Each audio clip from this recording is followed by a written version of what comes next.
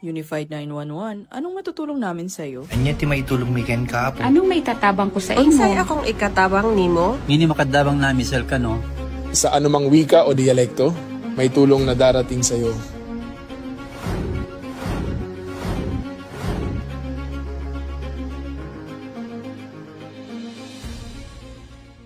Lilingkod sa bawat Pilipino at magbibigay ng tamang impormasyon para sa tahimik at maayos na Pilipinas. Police News Network, alagad ng batas, tagapagtaguyod ng balitang pulis, sandigan ng mamamayan, patnubay ng katotohanan.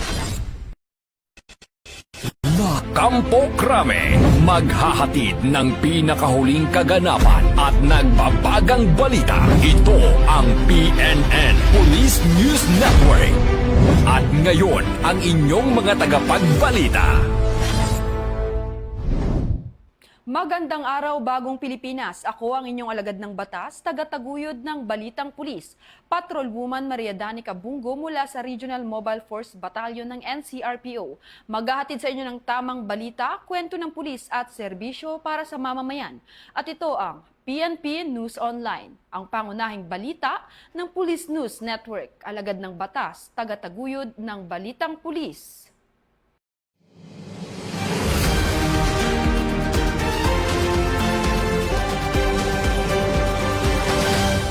Narito ang mga balitang hatid ng ating PNN correspondents mula sa iba't ibang panig ng bansa.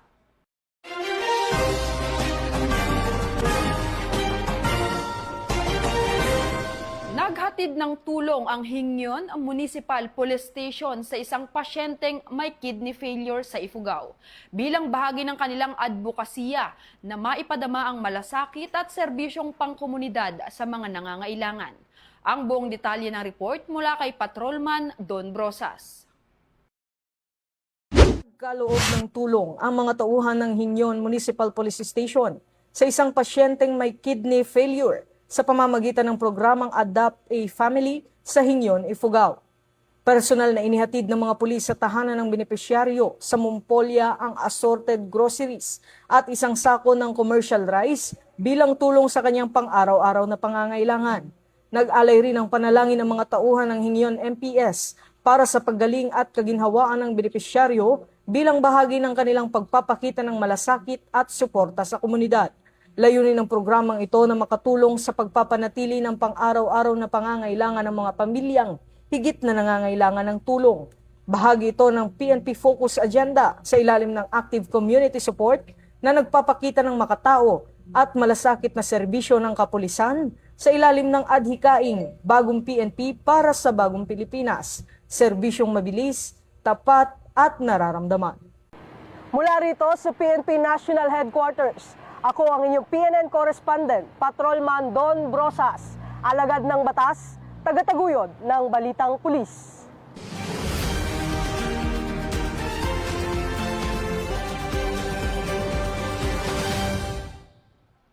Matagumpay na isinagawa ang outreach program para sa mga Kid Warriors sa Valenzuela City na naglalayong maghatid ng suporta, kasiyahan at inspirasyon sa mga batang patuloy na lumalaban sa kanilang mga karamdaman.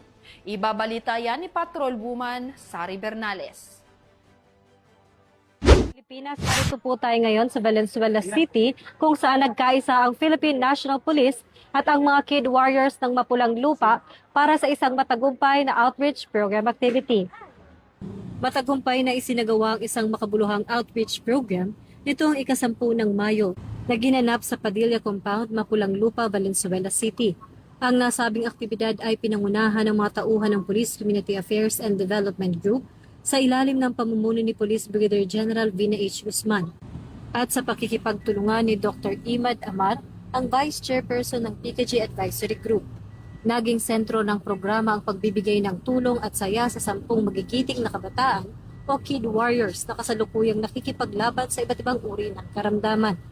Ang inisyatibong ito ay malinaw na refleksyon ng PNP-focused agenda, partikular na ang pagpapaigting sa community engagement at pagpapatatag ng ugnayan ng pulisya at mamamayan sa pamamagitan ng direktang pagtulong sa mga pinaka-vulnerable na sektor ng lipunan, Pinapakita ng PNP na ang kanilang tungkulin ay hindi lamang limitado sa pagpapanatili ng kaayusan, kundi ang maging ehemplo ng malasakit sa bawat Pilipino.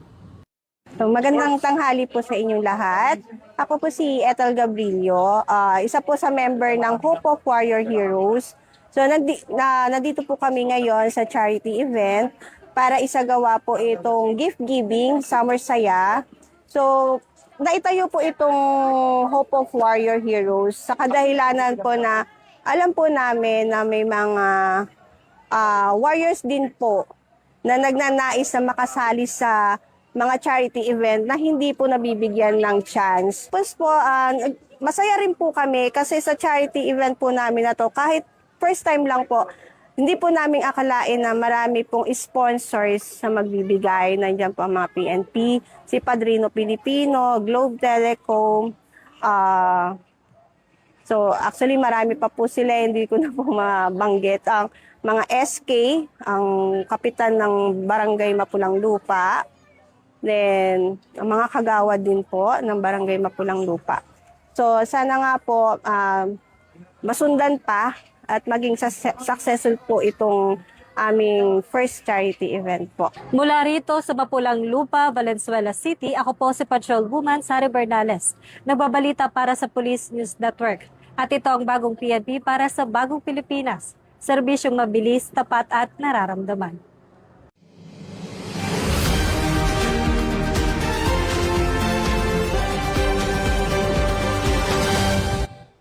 Binigyang diin ng Philippine National Police ang kanilang matibay na paninindigan sa katapatan, sa hustisya at patas na pagpapatupad ng batas. Sa isinagawang press briefing sa Camp Brigadier General Rafael T. Crame, Quezon City. Yan ang muling ibabalita ni Patrolwoman Sari Bernales. Personal na pinangunahan ni Police General Jose Melencio Nartates Jr., Chief ng Philippine National Police, kasama si SILG Juanito Victor C. Remulla, ang isang mahalagang press briefing nitong umaga ng Mayo Agis sa PNP National Headquarters Lobby, Camp Crame. Nilahad ng pambansang pulisya ang mga pinakabagong update sa mga isinagawang law enforcement at investigative efforts. Kabilang sa naging sentro ng ulat ang nakaplanong pagpapalabas ng sabina ng CIDG para kay Senator Ronald Bato de la Rosa upang linawin ang mga alegasyon sa higit na 100 na reklamo ng extrajudicial killings noong siya ay naninilbihan pa sa Davao. Ang hakbang na ito ay patunay ng masusing fact-finding process ng PNP upang matiyak na ang katotohanan ay lumalabas sa ilalim ng tamang proseso.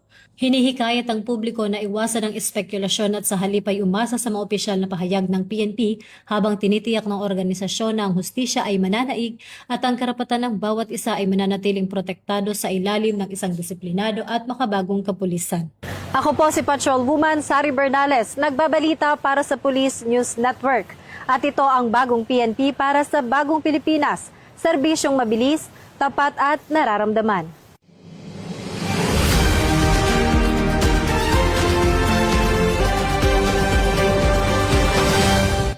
Nakumpiska ng Philippine National Police ang tinatayang 14.1 milyong halaga ng shabu mula sa 3 high-profile drug suspect sa isinagawang operasyon sa Eastern Visayas. Ang buong detalye ng report mula kay Patrolman Adrian Dayao. High-profile suspect sa illegal na droga ang naaresto sa magkakaiwalay na operasyon ng Police Regional Office 8 sa Eastern Visayas noong Mayo 4 at 5.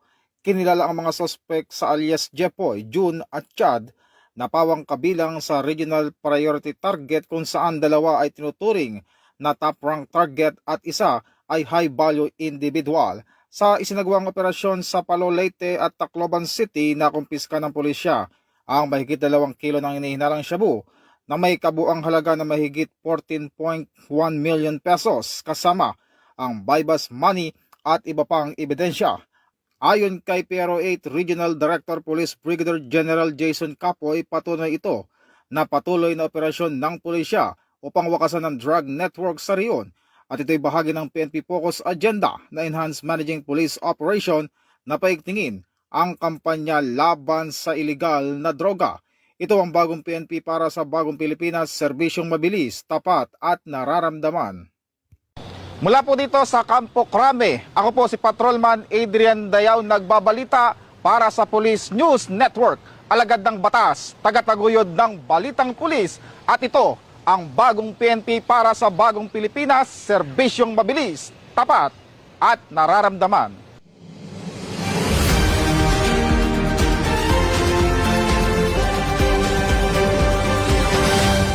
Arestado ng mga operatiba ng pulisya ang isang rank 8 provincial most wanted person sa Vinsons, Camarines Norte sa ikinasang manhunt operation ng mga otoridad.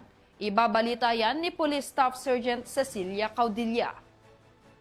Sa patuloy na kampanya laban sa mga pinaghahanap ng batas, matagumpay na naaresto ng mga operatiba ng Vinsons Municipal Police Station ang isang lalaki na kabilang sa rank number 8 Provincial Most Wanted Person sa bayan ng Vinsons, Camarines Norte. Kinilala ang sospek sa alias na Ato, 54 na taong gulang, binata at residente ng nasabing bayan. Isinagawa ang operasyon nitong Mayo 6, taong kasalukuyan bandang alas 2:30 ng hapon sa naturang lugar. Sa bisa ng inilabas na warrant of arrest para sa kasong statutory acts of lasciviousness. Sa kasalukuyan, nasa kustodiyan na ng Vinsons Municipal Police Station ang naarestong individual. Po dito sa Camarines Norte Police Provincial Office, ako po si Police Staff Sergeant Cecilia Caudilla, nag-uulat para sa Police News Network. At ito ang bagong PNP para sa bagong Pilipinas. Serbisyong mabilis, tapat at nararamdaman.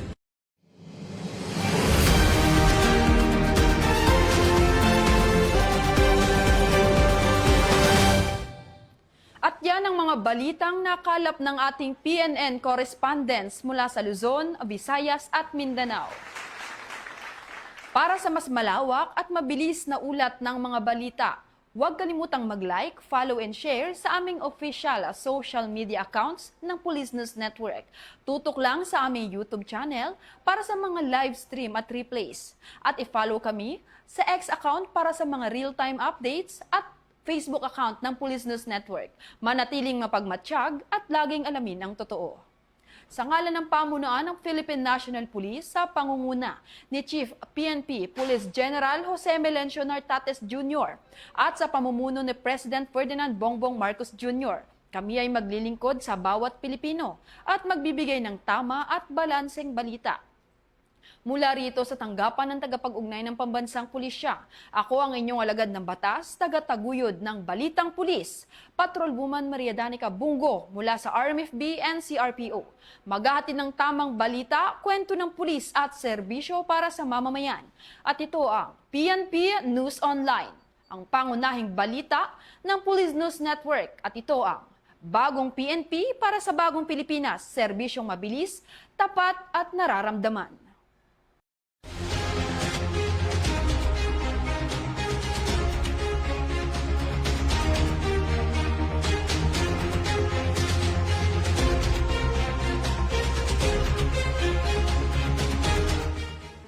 Police News Network, alagad ng batas, tagapagtaguyod ng balitang pulis.